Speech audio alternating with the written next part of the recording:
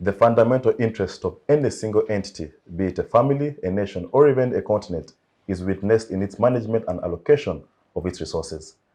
The Constitution of Uganda empowers Parliament to allocate the country's resources, and we believe that Parliament has fulfilled its legal obligation. As of yesterday, the Cabinet Minister of Finance, the Honorable Matia Kasaija, read to the country the 2022-2023 financial year budget.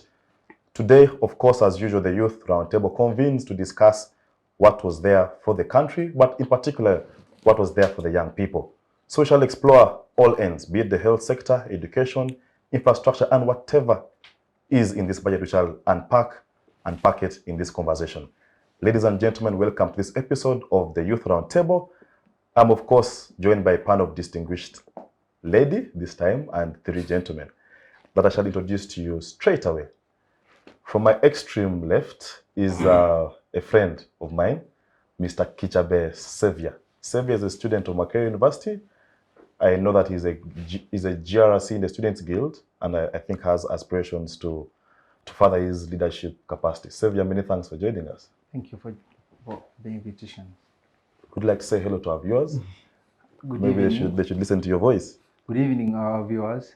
I'm called Savior Kicaber, 4th year medical student and GRC Civil Hall and the incoming Guild President, Makerere University. Oh, interesting. So you're the Osajefo boys. Yes. Osajefo guys. Yes. Okay, thank you. Next to Savior is a first timer. Oh, Savior is also a first timer, and so is Mr. Baluuku Derick. Derick is an economist by training from Makerere University. Many thanks for joining us. Thank you so much. I'm happy to be here. Okay. Open to share.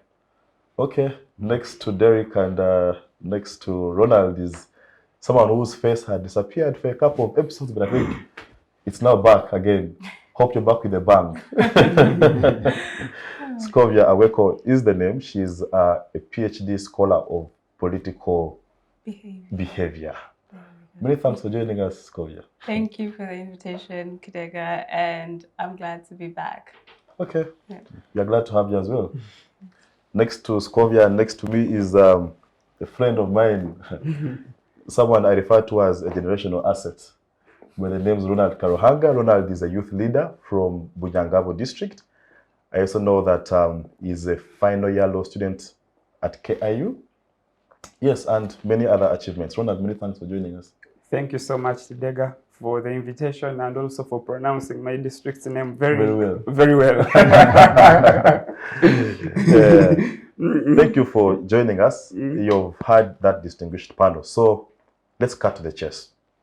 And well, there's a notion of ladies first, but I think because there's an economist on the panel, I think I'll just give him that benefit to kick us off. Mr. Derick, we have all seen the budget, and we have seen what is going where, and which sector is taking the lion's share. So my first concern to you as an economist, what does this, first of all, what were your expectations of the budget? Given the current economic situation we are in as a country, what were your expectations of the budget? But in a snippet, what do you make? Like, is it too ambitious? Is it worthy of our economic status? Okay, thank you so much.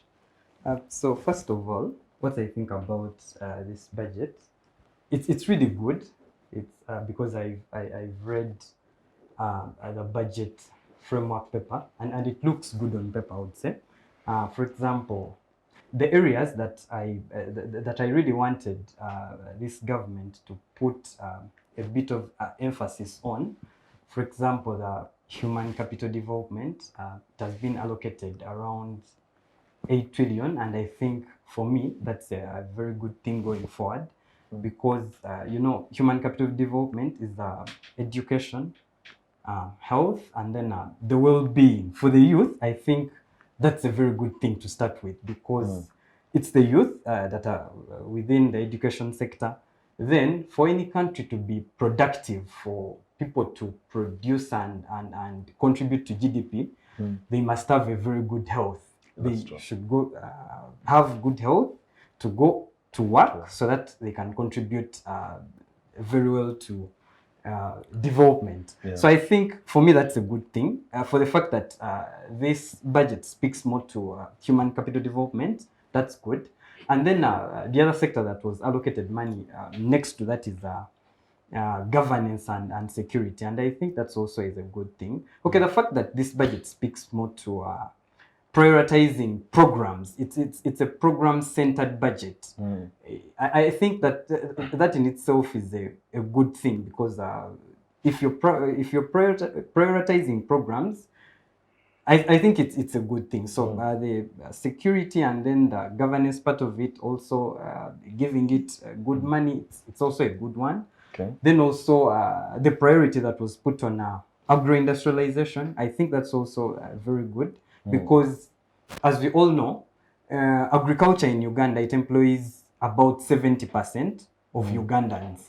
But in employing 70% of the Ugandans, it actually contributes a quarter to GDP. That's around 25%. So you realize it employs more people, but then what's gotten from agriculture itself is a bit low. So that means more people, actually the largest percentage is still in a subsistence agriculture, which doesn't portend good for our economy, because we get less from agriculture. So if the budget is speaking more to agro-industrialization, I think that's a good thing. You're going to industrialize, but majorly giving focus to agriculture. Okay. So that, yeah, sure. Okay, fair enough. Just before we advance into the conversation of the budget itself and which sector took what, I think one important aspect that we must explore, and which in my view is the elephant in the room, is the debt burden. And Scovia, let me just come to you. The debt burden continues to haunt us as a country. I don't know if you guys have read a book by Dambisa Moyo. Dambisa Moyo is an economist trained by Harvard and I think Oxford. She has a very interesting book, Dead Aid.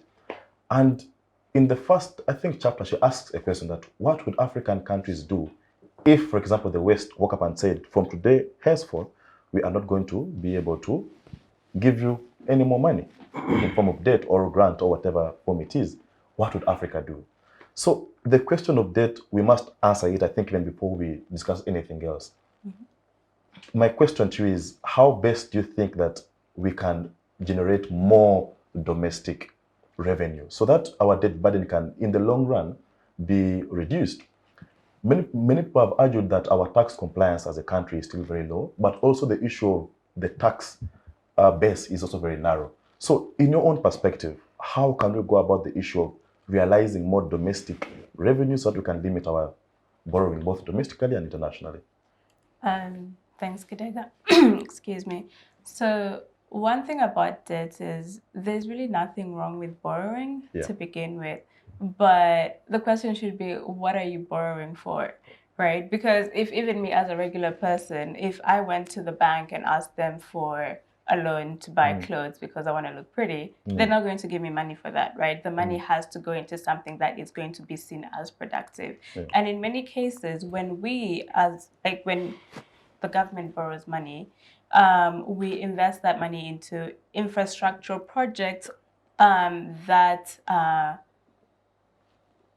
in the end get really done poorly, right? We've seen roads being, right, like works on roads being so shoddy that after or even like after a few months, the roads start getting potholes. And those are the same roads that are supposed to, right, connect different regions, help, these farmers bring their foods to the market and all of that. But at the end of the day, we see that there's a mismatch between what we're borrowing the money for and the return that we're supposed to be getting from those initiatives that we're borrowing for.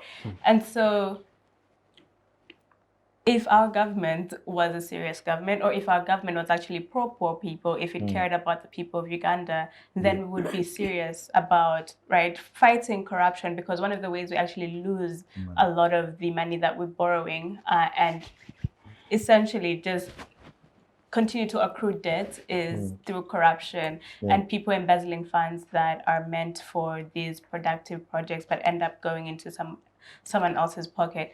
And to think of the question of how can we actually increase revenue mobilization from within the country.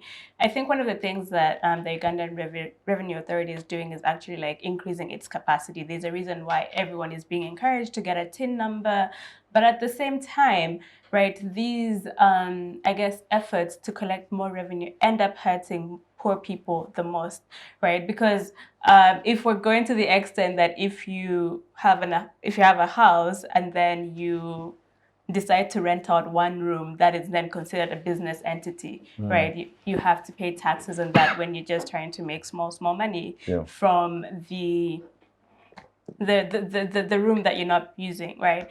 And then we have like taxes, just, like the taxes that we have on fuel right now. A lot of people are finding it very hard to pretty much like move around or even transport food products, whatever things that they're selling to different parts of the country, because we're so heavily taxed. And for the youth, one of the things that we really are suffering from is high taxation, especially of our small businesses. We see that a lot of small businesses, right, end up dying because, right before their first birthday, because of the amount of taxes that they have to pay. And so if we are to increase right, revenue mobilization from within the country, then we have to make sure that these efforts are also equitable. And instead of targeting these small businesses, we should go for the big boys. Go for the big boys. Actually, that argument was advanced by a certain presidential American presidential candidate by the names of Bernie Sanders. He was arguing that America has for so long been able to feed these big Wall Street companies. It is time that these same companies give back to the American, economy. Especially if you look at like the entities that got bailed out during COVID, right? The quote unquote Omuntiwawansi barely got any help, but you see these big organizations, businesses getting bailed out by the government, right? Fair enough. Ronald, let me come to you. The youth question. And to build this question, I want to ask you to, in particular, focus on what is there for the young people in this budget. And I'll just quote for you Samora Machel. Samora Machel was a Frelimo liberation leader. He said that the empowerment of youth and women should be seen as a fundamental aspect of sustainable development, not as an aspect of charity or as an aspect of trying to meet up maybe to humanitarian needs, but as an aspect of sustainable development. And I think for obvious reasons that Africa or Uganda as a country, our population is largely young people. You belong to the National Youth Council. You are a leader of young people. You have a legal mandate to agitate and voice out concerns of young people. Does this budget speak to the need that the country is prioritizing young people? Because yes, there's the PDM. I've seen also an innovation budget, something like that. But do you think, by and large, this budget is speaking to the needs of the young person, needs around unemployment, issues around SRHR and other things? So the youth question: does this budget attempt to answer that question, or it's flat? Thank you very much, moderator. In the first place, my view is yes, this budget answers the youth question, not completely, but to an extent it relatively answers the youth question. Number one, over the years, the youth have had a lot of projects they have managed to profit in. And the youth have always been so objective. They always want programs specifically tailored to them so that they can see the awareness or the budget is tackling of their questions. But for starters, this budget, when they are doing the appropriation, the youth actually, for starters, we are over 70% of the population, implying all sectors in the budget as it's appropriated for, it caters for the youth. If there is a road constructed, the youth will do very good business. In parish development model, they have also given them a provision as the youth. In startups, like for the companies that have been given, like for instance, money to reimburse them, restructuring of the loans that have been affected by COVID-19, like the boda industry, the saloon, predominantly some of these questions, some of these sectors are youth dominated. Other than being youth dominated, we can see this budget has been tailored to meet the prevailing trends of recovery from COVID-19 to meet the current trends. And if we are to really evaluate, we see the youth are the most hard hit by this prevailing situation. Relatively to that extent, I would say it has done what? It has addressed the problems. Provisions, all items like a Myoga fund have been maintained and topped up with parish development model. Although last week I was seeing the chairperson of the National Youth Council, where I belong, and you, Mr. Jacob Bayer, wanted to call for a demonstration about how the consideration or the allocation given to the youth in this budget. But me, it is my view that the youth have been relatively catered for, not directly from like the previous programs of youth livelihood program, but holistically and in line with the prevailing trends. I could justify the government's interventions in catering for the youth, though it might not be direct, but they are predominant in those sectors that have been really catered for. The youth fall in those clusters that have been really equipped or operationalized. Okay, fair enough, because my concern was around affirmative action. That because you have a disenfranchised and disempowered youth population, probably we had anticipated that government would have affirmative action. More so now at a time when the youth livelihood program is now non-existent. Okay, it is there, but not being capitalized anymore.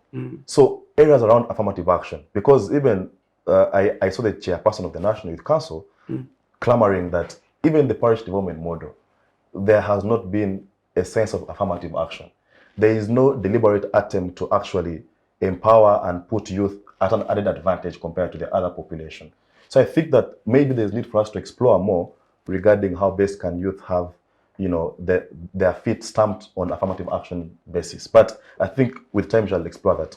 Savior, let me come to you. Yes, The education sector, you're a student, and probably the only student here, okay, maybe with Karuhanga here, and also myself, and Nelson Mandela said it, and we all know, educate a woman or educate the youth, and you would have developed a country, yeah? Yes. So education is fundamentally very important. I don't know, has this sector been catered for intentionally? Because now at a time when we are transitioning in terms of curriculum, because I know that the current senior 1s and senior 2s are running a different curriculum, whereby maybe by around midday or 2 p.m., they are done with the formal class and are going to practical things, right? So in a time when the country is transitioning in terms of its curriculum, should there have been more allocation of resources towards the education sector? So that's my question to you. Yes. Thank you, moderator.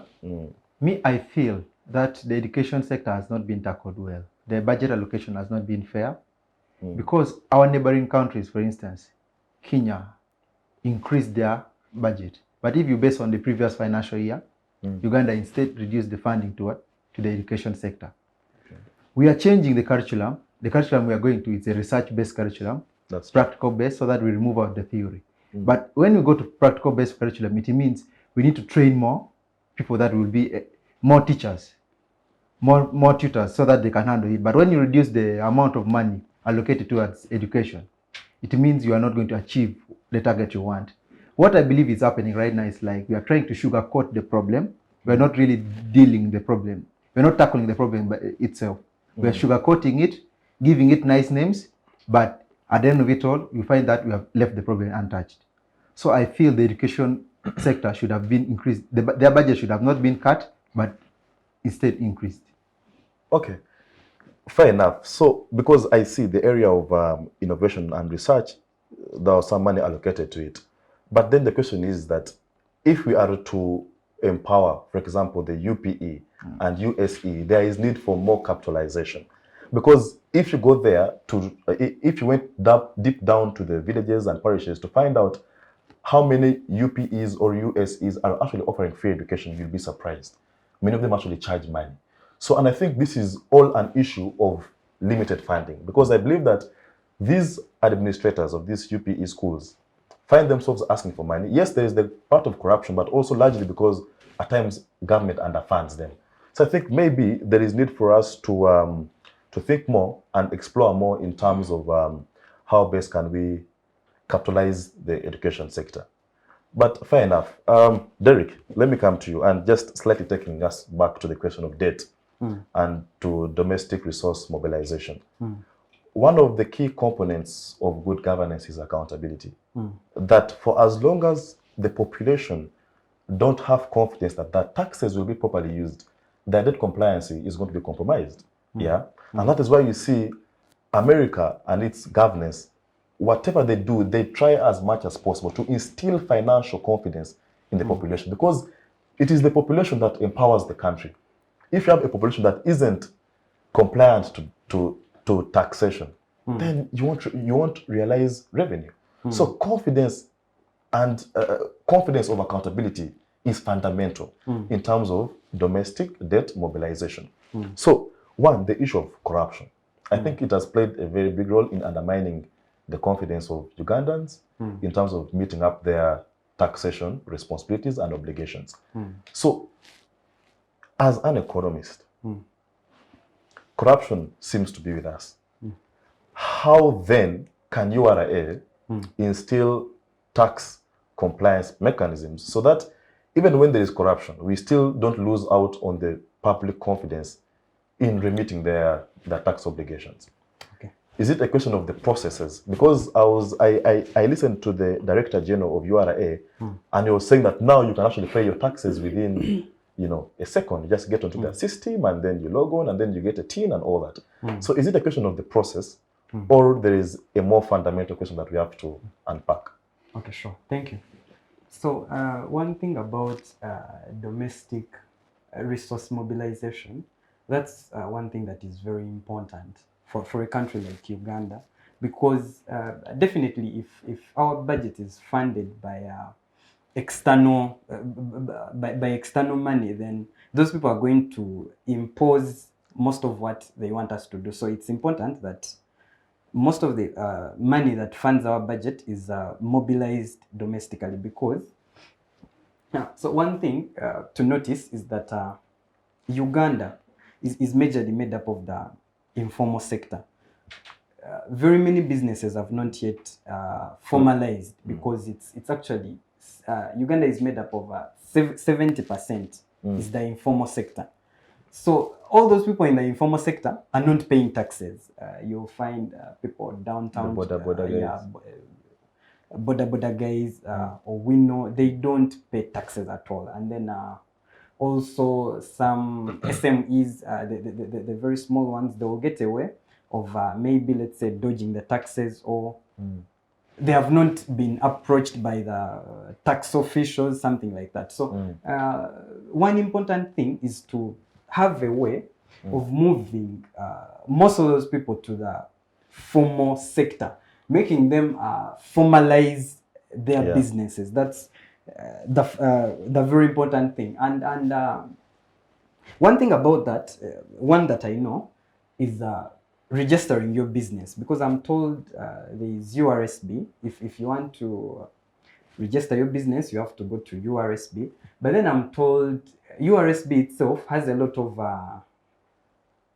processes. Bureaucratic. It's very bureaucratic. To register your company or your business, okay. I used to know that in the old times, I don't know if it has changed with the process that have come, that it could take someone a month walking to URSB and then coming back, just to register a business, and I think that is a very big problem. If these things can be, let's say, digitalized, and then there is a one-stop center, something like that, where one really doesn't get so much difficulty in registering a business, and also lowering the cost of starting a business also, and then the cost of registering businesses. So I think that will bring more people towards the formal sector, and then also the resource envelope consequently will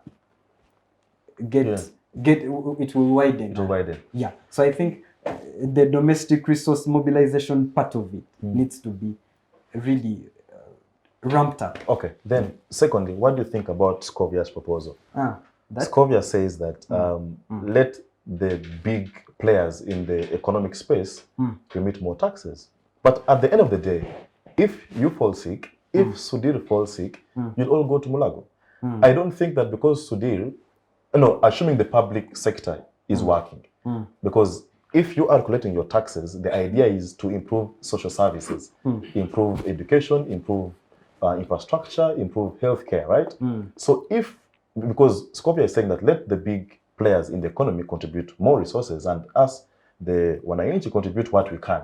But at the end of the day, we shall hold, there won't be any discrimination in accessing social services. Okay. In the sense that if we both go to Mulago, they won't ask that, Karuhanga, your tax contribution was 10%. Moses, yours was 2%. Therefore, we'll attend to Karuhanga first. So what do you think about the idea of proportional tax contribution? Should it be proportional? Progressive or Proportional? Or maybe in the sense of, should it be equal or equity? I mean, okay. So which way to go? The issue of economics itself is quite complicated. Some can advocate for cutting taxes for let's say the rich. For example, this very budget itself, it has exempted to a tune of is it 8? I'm not sure about the figures, but there is a tune that of money that has been exempted from businesses. Okay, that the ones that you would call big businesses. They've exempted them from paying taxes, and I think this has a trickle-down effect. Yeah, because if you exempt taxes, that means one is going to invest more. They are going to put up other businesses. In effect, they will actually employ more people, and if people are employed, that means their consumption is going to increase. They will go buy stuff. Yeah, purchasing power. Yeah, their purchasing power is going to increase. Scovia, I was coming to you actually. I see But there is another side to that. Okay, just in 1 second, you can explore that one side.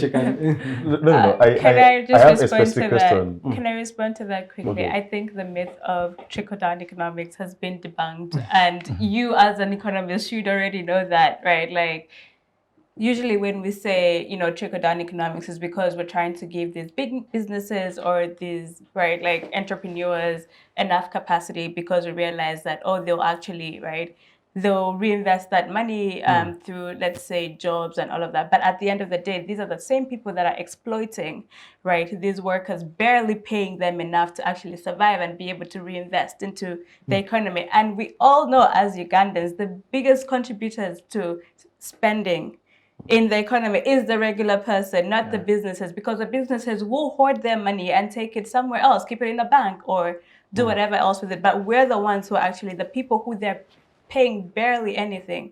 We're the ones who are contributing to expenditure and increasing, right, productivity in a lot of ways. And so when you say trickle-down economics, I think that's just a lie that we tell ourselves so we can make... So we should go for the Ruto approach, bottom up. No, we would call that a class-based economy. Right. Class-based economics, that doesn't apply in the real world economics. Okay. Yes. Interesting. So those are academic arguments. Yes. Mr. Economist, you're here. No, just 1 second. I need to move on to the side. Okay. Now, Scovia, you've partly preempted my question to you, but still, I'll try to rephrase it. Let's discuss and unpack how donations affect domestic enterprise. Because I want to give you a scenario, hypothetically thinking, that imagine this very well-wished or well-thought mosquito net foreign company that says, oh no, Uganda is very poor, Africa is very poor, we shall donate to you guys nets for free, don't even pay back, right? But then there is a domestic net manufacturing company that is going to be put out of business because of, yes, a well-intentioned donor funding or a donation. So do you think that donations are actually crippling our domestic enterprise? Because like I've told you, the domestic manufacturer being put out of business because of these donations that come. You know, tablets are being, you know, sent in and day out. Yet we could actually empower our domestic manufacturers, our domestic scientists to actually produce these things. So show us the correlation between donations and domestic enterprise. Right. So one of the things that we have to realize is that the neoliberal policies that the government adopted, this current regime actually adopted, has crippled our economy in a whole lot of ways.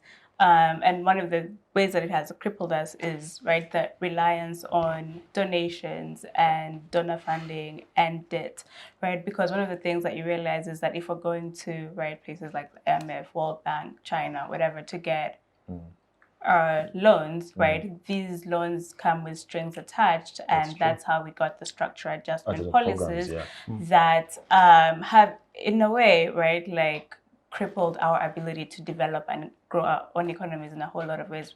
One of the things that you mentioned was if if Sudhir and I fall sick right now, obviously Sudhir is not going to go to Mulago like me. That is not going to happen. And the reason why that's not going to happen is we've seen how our public health sectors have been neglected for the privatized hospitals. There's a whole lot of privatization that is going on, that the basic services that I thought that our government prides in saying that our economy is a liberalized economy. Private sector led. Right. What's wrong with that? To the detriment of the poor person. I think maybe and then we discuss regulations, that it isn't bad to privatize, but let us regulate the private sector. Yeah. Right, but because I have not come across an economy that has developed through government-led development strategy. Tell us, maybe China. No. To one extent. No. Even China is not largely capitalistic. See, we're looking, like, if we look at examples of the social democracies, right? Like the social democratic countries. Cuba is communist. It's not a social democracy, but that's a whole different thing. But let's talk about Cuba, right? If you want to go there, right? Okay. The fact that Cuba, right, has the highest number of doctors per capita, right? Cuba at this point manufactured and is producing their own vaccine, COVID-19 vaccine. But us who have gone through the privatization route, through structural adjustment policies, we have neglected, as I was saying earlier, the public sector. If we look at our public education system, if we look at our public health structures, right? These are structures that are, you go to a school or a hospital that is pretty much dilapidated. I went to Mulago and I was pretty scared because it's so chaotic that you would not want to take your family member there, right? And that is because we have not invested in these structures, but we have given these private entities the leeway to pretty much run our economy in whichever way. And that is because of the structural adjustment policies, or the strings attached, or the neoliberal policies that we have adopted as a country that have then tied us to, right, accruing debt and Scovia, right, accepting donations as a way to supplement whatever the failures of government. Right. And if we are letting our government fail to that extent that we have become so reliant on debt or on donations, right? We even see it like in the regular workings of the economy. We're complaining about unemployment, especially unemployment of the youth, right? But we have so many NGOs working here, right? International NGOs working within the country, but those NGOs bring their own people, right? If they can say that all Ugandans are not qualified and we are giving them the money so we can dictate who can work in Uganda, right? That cannot be acceptable, right? Because we are so reliant on these external ways of funding our economy or external ways of providing services to our people. We have neglected our own economy, the progression of our economy in a natural way. Let me say that. Okay, fair enough. I will explore more of the health with the doctor, but let me first bring in the youth leader, Ronald. Our borders are very porous. Just last night we saw Bunagana, is it? Bunagana border. Bunagana border, where there was so much chaos, and then the M23 rebels against the Congo soldiers, and there was so much chaos. So clearly, we are in our neighborhood is so insecure, and I think that justifies the need for the high investment in security, right? But then, how sustainable is this kind of, because I think I've come across the United States budget as well, and the issue of security, I think, is cross-cutting. Almost every country worldwide is investing highly in security. Yes. So I think that the security expenditure is actually quite justified. But then the concern that I think she tried to hint on, the area of unemployment. The youth question. If today you met any young person and you ask them what is the biggest issue you're facing, it is unemployment. There are no jobs, no opportunities. Yeah. And we know that the public sector is actually very limited. So the option, the alternative actually lies in the private sector. Let's empower the private sector. Let us capitalize UDB, for example, so that the private players can have access to soft loans. Yeah, because our banks lend money at an interest of 18%.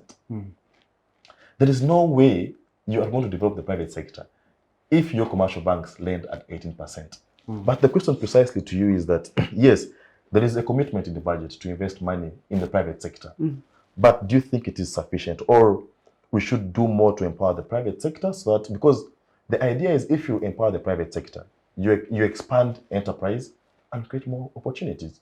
So I think that maybe it was a shortcoming in terms of how much was appropriated to develop the private sector. What's your opinion? Thank you very much, moderator. In my opinion, the private sector should be empowered to create more jobs.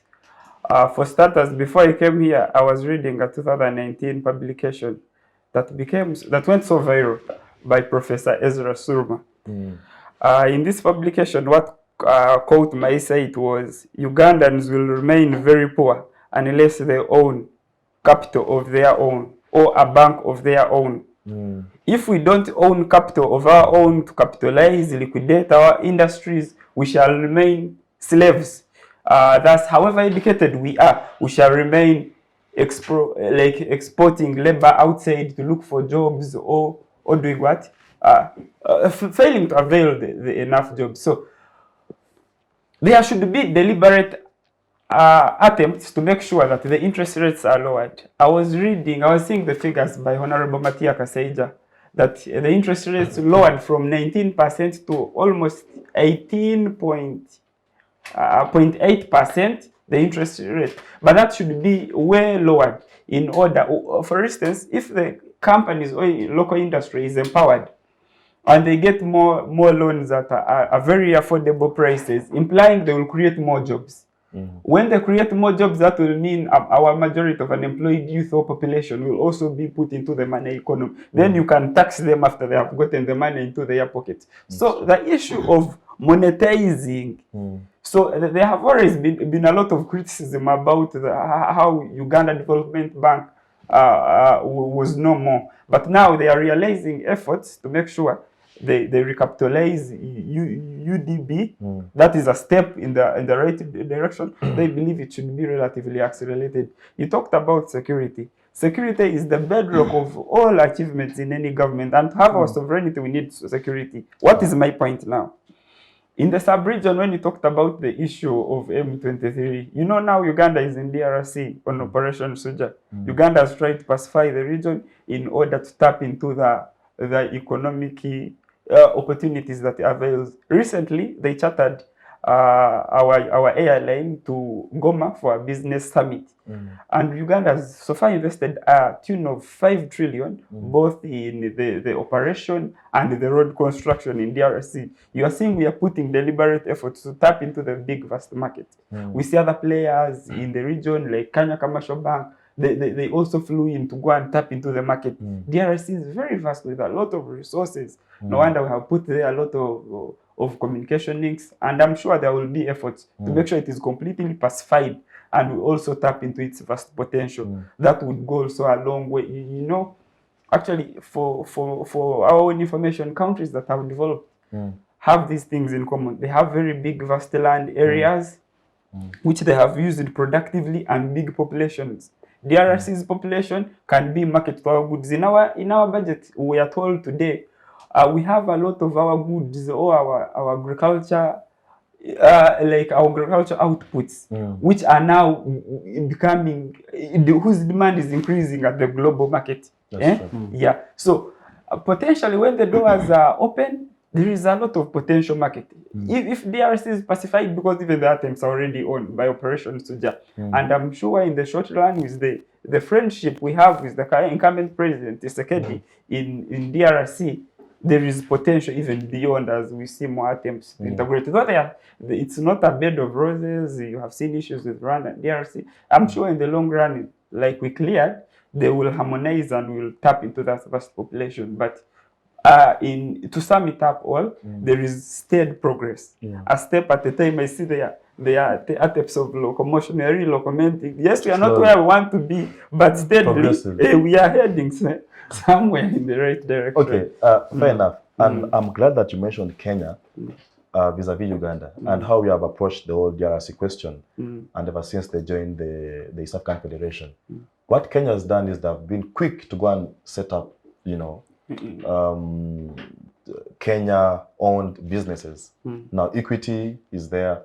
But Uganda's approach is more from the social perspective. Let us construct a road. So I think those are two different approaches, but I think at the end of it all, they're trying to achieve the same thing, which is to explore the market in DRC Congo. Lastly, Savior, before we go for the break, the question around health. This week I watched a documentary by NBS, and they're trying to discuss the whole health sector, and they're trying to show the country how if you went to Mulago, you would literally be faced with death. Like you would see death in your eye. That's true. Just like maybe what Scovia was trying to say. So I think that there is need for us to invest more money in the health sector. That I think, because like you said, the human capital is very important. If you're healthy, if you're of a sound mind, if your body is strong and physically fit, then you can work, you can make money, you can support the country's growth. So the question around the health sector, what is your take? For the health, health is a very crucial part. It needs to be handled by the health experts. But what we have here is interference from other people, whereby we have someone who has never even read about medicine or any other thing, commenting and want to make the decision in the health sector. When last year, when UMA declared an industrial action, they were striking because of their salary increment. Politicians took it up to them, politicized it, and said that doctors are just naysayers, they're just making noise for nothing. But in Mulago, I can give you an example that a doctor nearly spent 18 hours out of the 24 hours seeing a patient. What is the doctor-to-patient ratio? It's very low. Right now, I think one doctor in Uganda serves over 10,000 patients. Over 10,000 patients. And that's for general doctors. But now when you go to specialists, there are some specialty like ophthalmology. We have only 60 ophthalmologists in the country. We have 60 out of 40 million. The ophthalmology clinic, right now I'm rotating in ophthalmology. Ophthalmology clinic gets 1,600 patients per month. But those 1,600 patients per month are being seen by a total of 6 doctors. So that one, there's a lot of frustration in the health sectors. We need not only the financial investment, but also the human capital. We call upon, like, the UMA in their strike, they requested that employ all the doctors. Right now, they are pumping over 2,000 doctors into the market. But how many are being absorbed into the health sector? There are very few. Many are floating. Doctors are leaving the health. Brain drain. Brain drain is happening. Not only that, we are changing careers. You find doctors have become politicians. Doctors have become farmers. You understand? But that one all goes back to the Muntu Wansi. The local man down there. When you come to Mulago, you will not find a doctor because the doctor has decided to become a teacher somewhere. So I think that's a very big thing that needs to be done.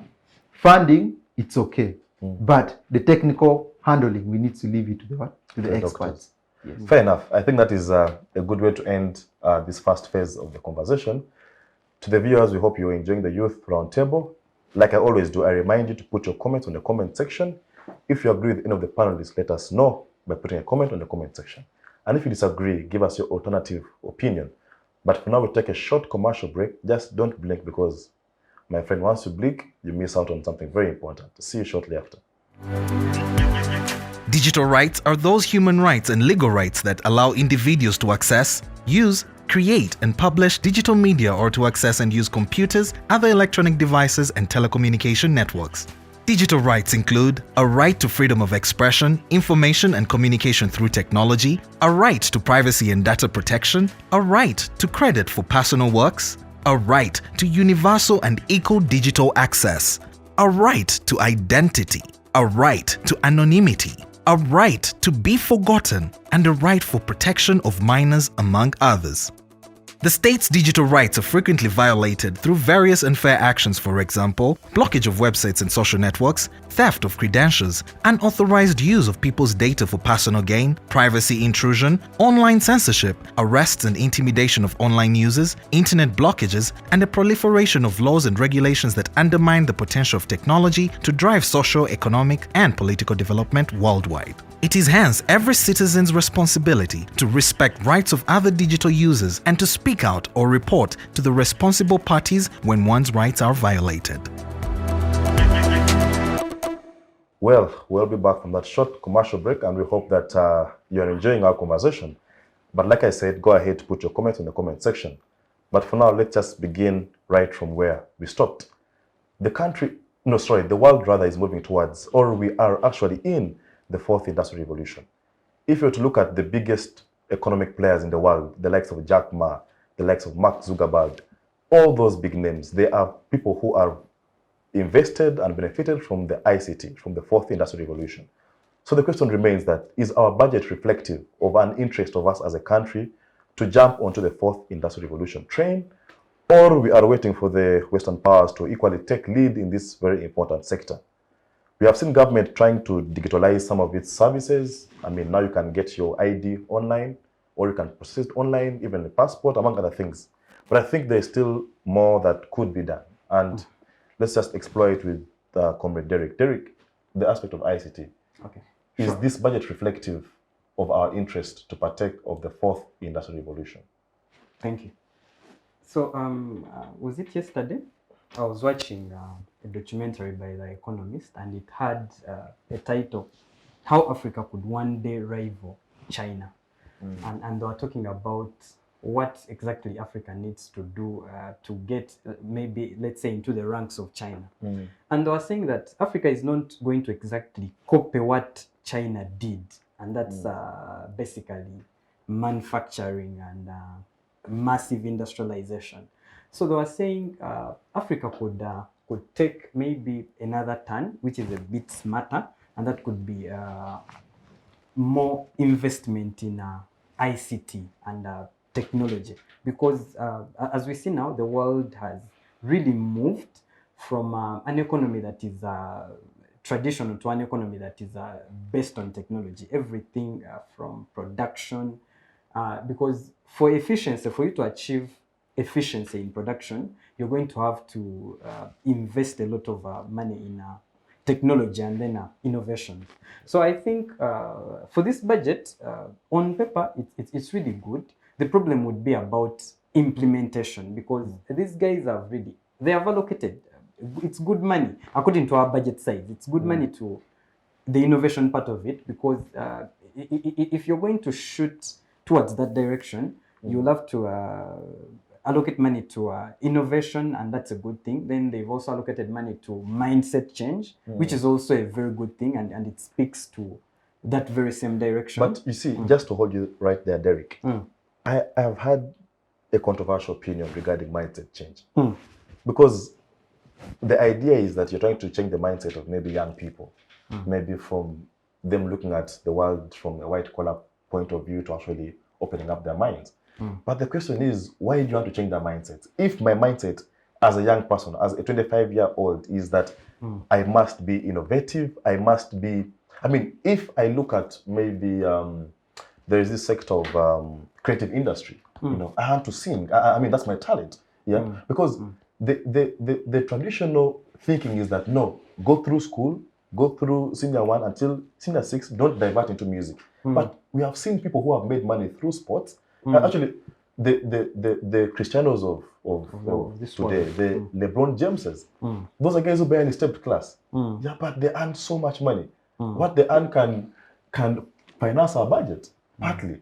So why are you trying to change people's mindsets? If my mindset is that I want to be in the creative industry, I want to sing, why can't government invest money in putting up production centers at every sub-region?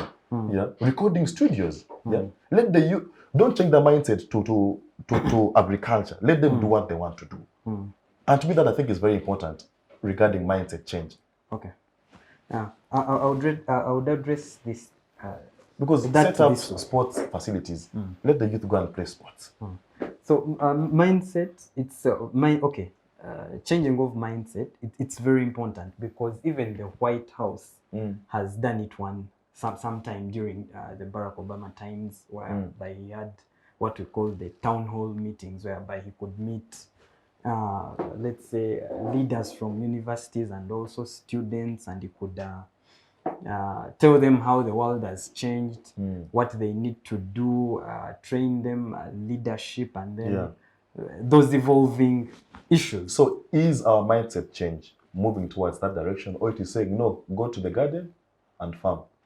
Go. Okay, I think the reason they say, the reason they want to fine tune our minds to agriculture, it's because it's agriculture where we have a competitive advantage on the world market. Okay. Because most of our exports, the revenue that we get from exports, 40% is contributed by agricultural exports. So I think we have a competitive advantage okay. Now, rather than telling people to the other sectors are also very good and they can contribute very well, but then specialization in economics is very good. You specialize at one thing and then you could get really good returns from it, but then also putting into consideration the maybe if processing part of it. Yes. Can I say as something about real mentioned, quick? the issue of value addition. Value addition. So right. with mindset change, it has to be more structural than right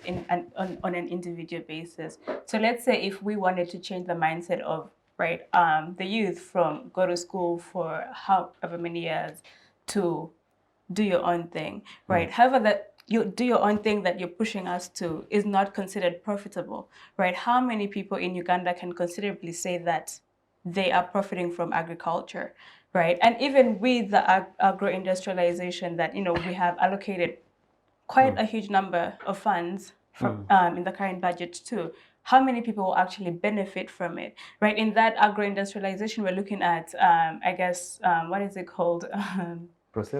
Processing and all of that stuff. Storage facilities. But at the same time, those sort of allocations are targeting big players, not the regular person, right? The regular person can benefit from such probably through the parish development model, not the agro-industrialization model that we're trying to look at. But again, even with the parish development model, right, there is a lot of, there's lack of transparency on the implementation of such a model, because what we've seen a plethora of projects like that. We had, in northern Uganda, we had NUSAP, that pretty much was nothing amounted out of it, and we're kind of seeing so many similar programs that Emyoga that start off as this is very ambitious, we would all like to be part of it, but at the end of it the implementation just fails us because none of these things are considered profitable, or in order to we need to focus on how we can make them profitable in order for more people to be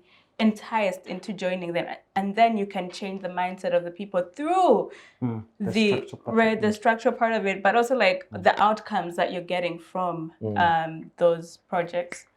Bingo, fair enough. Now, can I add something on the mindset change? Sure. What we have here is we lack motivation. You understand? If you look at everyone here, they chose what they want because at least they saw someone succeed in it. Okay. You are not going to tell me that we can invest in sports when our superstars from this country are failing at it. You understand? So I think for us to change the mindset of the people, we need to empower the people with those things empower the sportsmen, so that we can get more people into sports. But Savior, how many musicians have made so much money out of singing? We know them.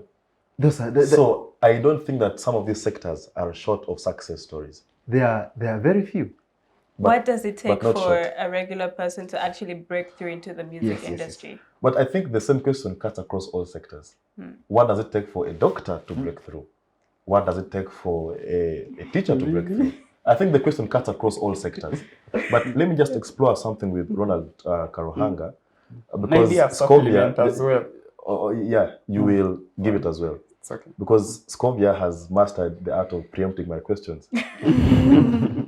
Because actually my question to you was going to be around the parish development model. Because the budget seems to reflect, it seems to invest so much money in this particular program. And it looks like our hope for economic transformation has been put in this program. So I thought maybe you could explore the loopholes and the loopholes, pros and setbacks in this particular economic strategy. But I think you've done that partly, but maybe later on I'll give you some more time. Karuhanga, you're the politicians. And I saw here the cost of administration is actually very high. The cost of money going to run maybe parliament, going to run other administrators is actually very high. I don't know, but if you look at the size of our cabinet, for example, the size of our parliament, I think it doesn't reflect the country's needs at the time. Kenya has a cabinet of how many? 18 ministers? USA, the biggest economy in the world, has a cabinet of 17 secretaries. 17 only. For us, with our limited resources, we are paying politicians a lot of money, but on top of that, we have so many of them. You know, we have a bloated parliament. So the cost of administration continues to haunt us as a country. That if you could get this money and put it in social services, probably we would see our health sector growing, our education sector growing, infrastructure growing. But parliament. I think taxpayers are bleeding because of the cost of administration. Of recent, I saw them, I think, allocating more allowances to themselves. Close to 200 billion. And yet the prices of fuel continues to haunt us as a country. So speak to the cost of administration. Thank you very much, Ndugu Kidega. For starters, I wanted to make a supplement on the mindset change. To me, the way I understand mindset change is basically meant to do with paradigm shift. Okay. Like, there are a lot of lies people know about a certain thing and the way they view things. To put it from where I stand as a youth council, in the previous regime, youth leaders were given haifas without being prior equipped with the privileges that come along with having a haifa. Probably most of them sold a haifa of a monetary value of 3 million, some to a tune of a price of 700,000. That is serious mindset change we want.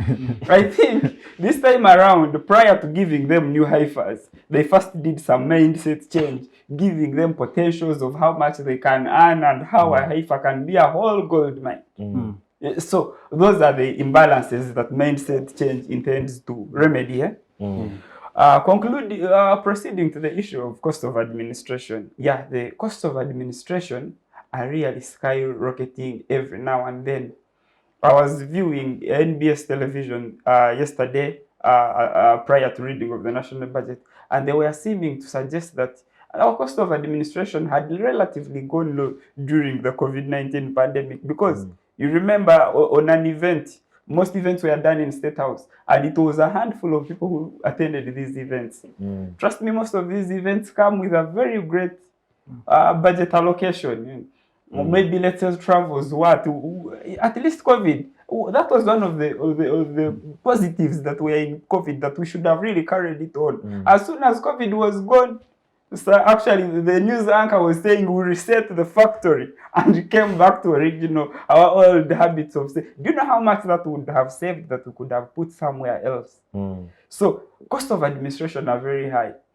And in most cases, Chinua Achebe is quoted to have said, when a cow is eating the calf is looking at its what? Its mouth. So the cost of administration ran away from the helm up to from the top. Imagine how much you are saying about Parliament. How much does State House receive? They spend 2 billion daily. 2 billion daily. So where do they have to borrow a good example of how spending or cost of administration should be like? So it all comes, they say the fish begins to rot from the what? From the head. So if we can really analyze, we see that the cost of administration, these come from top. And with parliamentarians, in most cases, a controversial author said that the nature of our parliament at some times is reflective of the population. The population. Sometimes they want to defy. For starters, this parliament is the one that appropriates, including these costs of administration, isn't it? Yes, yes. It even appropriates to itself. There is no like safeguard to control it to an extent. So maybe the discretion is usually abused. Yeah, true. But it is cabinet that initiates the process of budgeting. Yes, cabinet initiates. The executive initiates the budget proposals, then parliament goes ahead to fine tune. Perfect. Yeah. So I think both, of course, they connive in a way. So, but for starters, the cost of administration are so high. But me as in me, the cost of administration can only be covered if there is political will, and it should be manifested from above. It should be manifested from above. At some point, there was a dialogue in the public to merge state enterprises. I don't know where it went. We have a lot of state enterprises which similarly almost the same thing. Like a critical area is like electricity. There is an entity that generates the electricity or produces the electricity, one that supplies, the other that gives you. Like one transmits, one gives, one retains, one. Like similarly the same with also a big budget. You have NADS, OWC, and all these things doing almost the same thing. And usually some of these administration things, the cost of administration, sometimes it's for political reasons, because most of these people in administrative positions without fear of criticism are put, like the debate on RDCs. Some Dr. Kicaber Savior had suggested, why don't we merge these RDCs and we put them maybe under cows, because they can do the same. So similarly, but somehow for some political reasons, some of these things are maintained. Cost of administration, they can similarly do the same things. The cows will do what the RDCs are doing, even in all other areas. Actually, some Uganda brought up a bill the other day and was proposing how much government can do what can save if they reduce some of these costs of administration. But somehow, the political will, the concept I was telling you about, it should be manifested from the top. So lack of political will. Yes, lack of political will, absolutely. Yeah. And beneficiaries at all levels, they can't discuss the fate of cost of administration. They are the beneficiaries. Some maybe. Okay. Fair enough.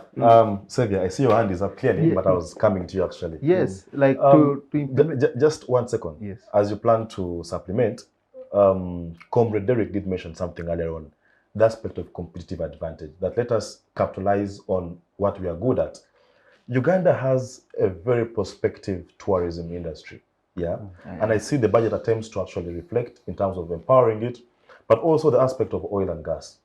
I see some money has been allocated so as to realize the dream of us as a country witnessing the first barrel of oil by 2025, right?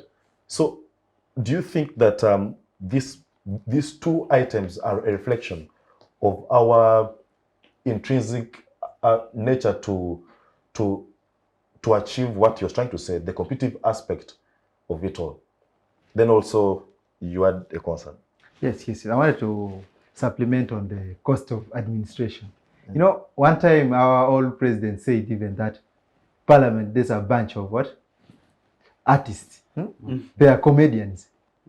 Because you see, I can just talk about only one thing, like we have IGG doing the same work as State House Anti-Corruption Monitoring Unit. And even to our surprise, the other time Kosase was squeezing our IGG on corruption. The one who is supposed to monitor the level of corruption is being pinned on allegation of being what? Being corrupt. So I think it all takes us back to who is on the top there.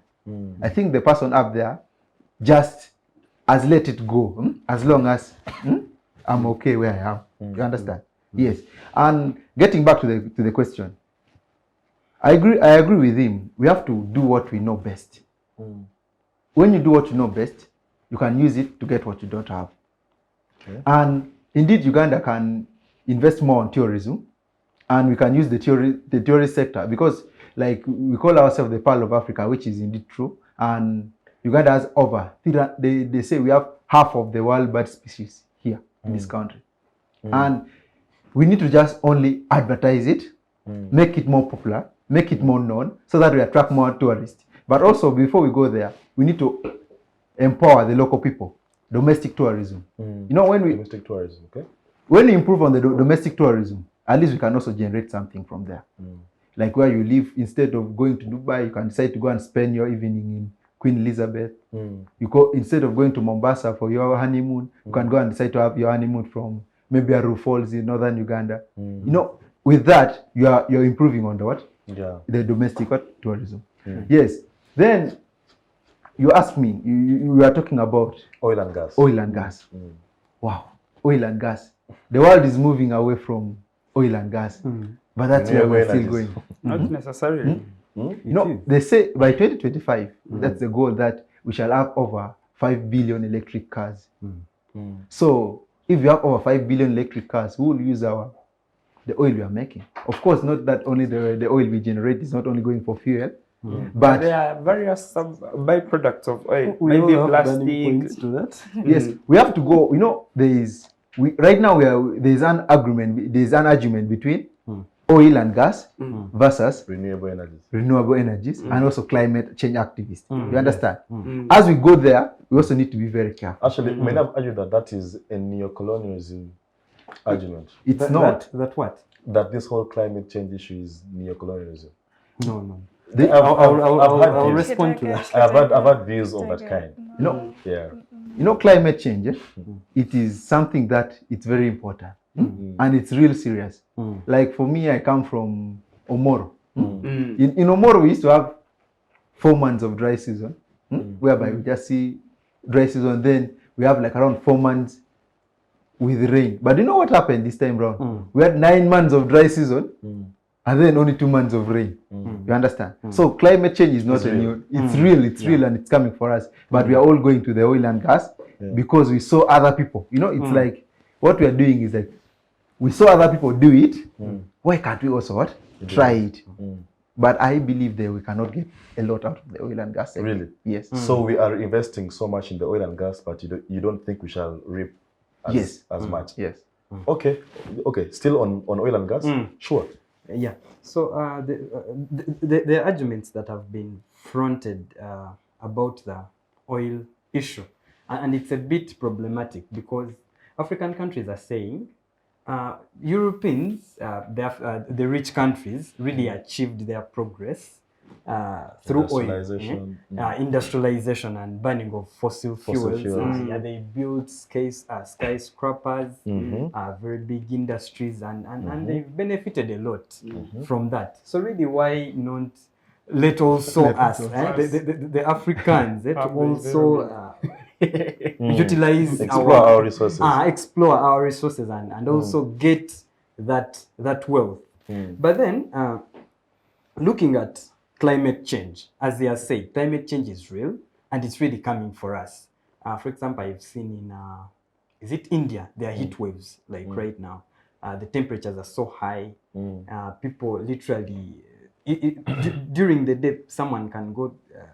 You would want to have water near you because the temperatures are so high. And for African countries, the gist of the matter is that we are not in a position to best combat the negative effects of climate change. If there are negative effects of climate change, Africa would be it would be largely affected than the other European countries because they've built more resilient systems and all that. So for those who can say that, let's go for it and get the wealth from it. But then if it really comes for us, it's us that are going to pay the suffer price. more, because there will be floods, and African people are very poor. They can't cope up with such, such devastation. What we're doing is like testing the depth of the water with both feet instead of only dipping one. To see Can I how deep add it is. something Yeah, very sure. small to what he just said? I think it's very interesting that you actually put the oil and gas with tourism like in the same sentence, because those are just like two polar opposites. Given that, our tourism industry is reliant on the biodiversity of the country, and the oil and gas industry Compromise is that right, biodiversity. it will definitely destroy Kill it, right that biodiversity that we so rely on and need, that our tourism industry actually hinges on. The fact that ECOP, right, the oil pipeline is going to run through a national park and then pretty much destroy some of our rivers and waterbeds. And those are the rivers or the national parks that we are supposedly supposed to be using to generate revenue and attract these tourists. So like if they come, what are they going to see? Us, the people. We're not that exciting. But the other thing is, the tourism industry also needs the country to be politically stable. We've seen that, our country has been quite unstable, especially during elections and even during regular times, right? If every form of protest, right, is met with disproportionate violence, from arresting of the protesters to tear gassing regular people, right? Right now, if you walk along Buganda Road or the Buganda Road Court, you see those massive what are they called? Those police tear gas vehicles. Like, what are they doing there, right? If the tourists come in, like that is the first sign of, okay, something is wrong. Something is not working right with the country. And so, if we are to actually attract more tourists, we need to make sure that we address that political instability, but also the diminishing biodiversity. Okay. Yeah. Ronald, do you have a comment? For starters, Everyone talked about oil and gas. yeah, it would be fair also to talk about oil and gas, but I view it from a different perspective. Oil and gas, there is a target to have 5 billion cars by a certain year, 2026, right? 2025. I really doubt. It won't come overnight that we shall get rid of all these. How many million cars do we have in Uganda overnight, transform? I don't see it come like drastically. And besides, oil and gas, or crude oil as it is not about petroleum or those other fuels that come out of it. Actually, there are a lot of things, fertilizers, polyester, plastics. It's quite big. We can diversify it and get quite a lot out of it. So in the long run, it won't just happen overnight. So, and there is ever increasing demand for oil and gas. So I believe there is very big potential that we can keep harmonizing or realizing out of that. But ironically, there would be one challenge at the end of the day. Corruption is a very big challenge. I was seeing a communique that actually the total amount of revenue actualized from oil, that is expected to be actualized from oil, is an equivalent of the money we lose in corruption. So at the end of the day, you see how ironical it appears. So it is a zero-sum game. So corruption equally takes out of the equation. So that is a very big elephant that I would want to be addressed. Okay, fair enough. Our time is fast spent, but I'll just have a question for maybe one or two of you, and I'll begin with you, Derek. We have both domestic debt and external debt. And external, yes. Now, the question would be that, assuming you're the Minister of Finance, which debt do you think deserves to be serviced quicker? Because I'll tell you that if you don't service the foreign debt quickly, then you have issues like China attempting to sell our airport. There was that allegation some time back. But also, if you don't service the domestic debt on time, then you are limiting the money in circulation. Because if you borrowed from a commercial bank and you are not paying back, it means that this bank will not have liquidity to actually recapitalize the economy. So I think it's you find yourself between a rock and a hard place.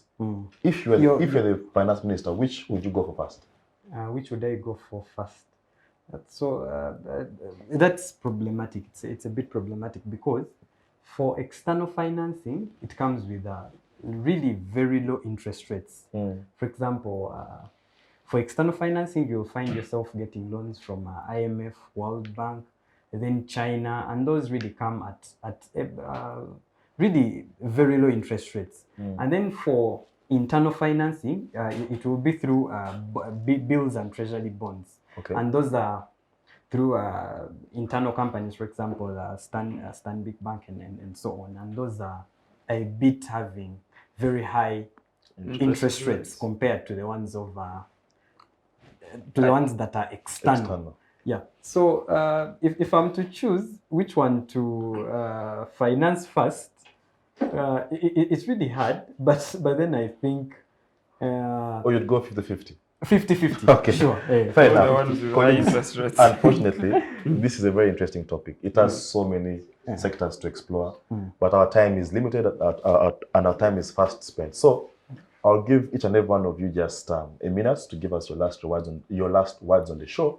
It could be a way forward. It could be what maybe you thought that this budget could have or should have looked like. Which area do you think that should have been, given more attention? But also anything else that you think that you feel you didn't have the chance to say on the show. Now is your time. So I'll begin from that coming towards here.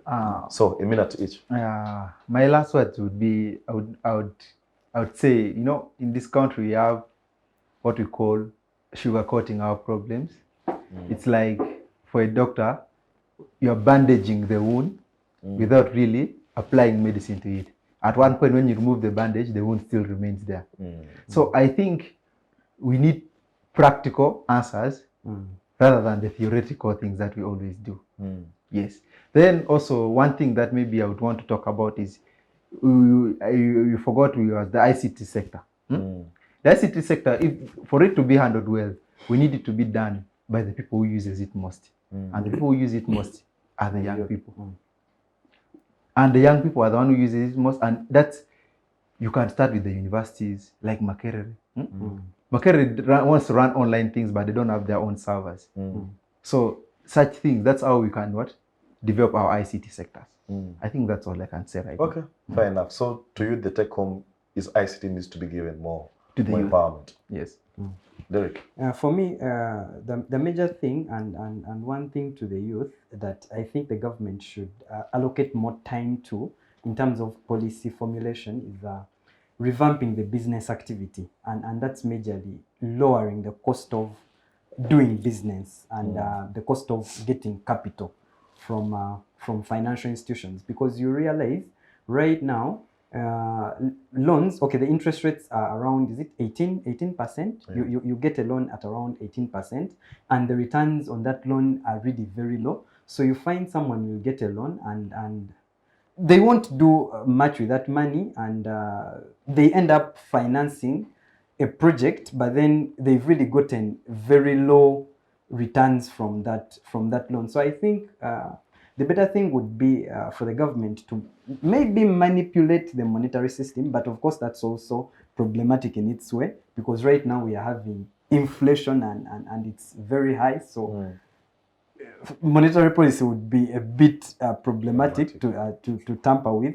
But then you can use the fiscal policies. You can allocate money to reducing the cost of doing business, and I think with that the government could do better in regards to helping the youth.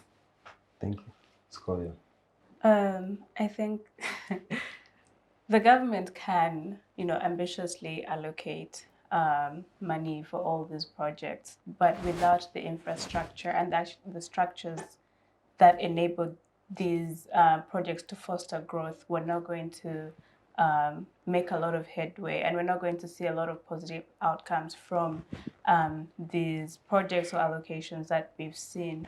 Additionally, there is lack of transparency in how these allocations or where these monies usually go, and the implementation of these projects as well. And without transparency, there's no real accountability from the people. And we really need transparency so that we can all hold those officials or whoever is in charge accountable for the misgivings along, or the setbacks along the way. Yep. Okay, Ronald. Me, it's my assertion that whatever the government intends to do should do it with utmost frugality. For instance, over and over again in the various speeches of the president, they have promised quite a lot of things, but they never get actualized. A controversial one is, like for instance, they had said by 2018, Kira EV would be producing cars. Or was projected to produce cars, and by then the cars would be very many on the Ugandan roads. It was never actualized. Over and over. They always promised us by the middle income economy until just recently when they told us we have just attained a middle income economy. It is mere rhetoric, and they never actually do the things they promised to do. Industrialization, which are no longer important things. But they never do things to reflect that they are taking deliberate attempts to do what? To tackle the problems they claim to want to solve. So, to sum it up all, if Uganda is to go where it desires to be or its destination, we should really take on deliberate measures to capitalize on our strength. We can't make very many good cars as maybe Mercedes-Benz or Ford does. But there is an area I'm very sure of. With this fourth industrial revolution, anything is possible. We have seen economies change. Somebody comes up with a simple app as Facebook, and overnight is having a tune of $40 trillion. Or their net worth goes high, even enough to even support the budget of the whole of East Africa. Let's try to adjust ourselves to the prevailing situations and tap into the opportunities of the fourth industrial revolution. Let's be on kickoff stage so that we can be able to harness. Be more deliberate. Let's not keep echoing things. I've seen the president's tone change of late. He speaks with so much power. I don't know whether it's also practical on ground that we shan't really tolerate ABCD. This time around, we shan't keep pleading. I hope that really comes to. I have watched relatively many of these speeches. I hope this time that tone of his really is the reflection of what is on ground. This time we shall not plead. We like such a kind of a tone is what I want to see on ground. Let me just also end by picking a word from your statement, which is hope. We hope that this particular budget actually reflects the interests and aspirations of Ugandans. My own opinion is that however small our resource basket is, if we can utilize this money efficiently and effectively, it can make some progressive transformation. So I think to me, it goes back to how are we going to use this money? Can we account for this money? Can we be transparent in how we use this money? Can we cut down our expenditure? I think we shall be able to take one step forward. Well, to the panelists, Savior, Derick, Scovia, and Ronald, many thanks for joining us on the Youth Roundtable. It was amazing to have you. You shared very brilliant opinions, and I'm sure that our viewers have learned so much from you. The technical team, Rashid and the rest, thank you for always ensuring that our viewers get this show right on time. From us to you, until next week, same time, same place, the Youth Roundtable says bye-bye.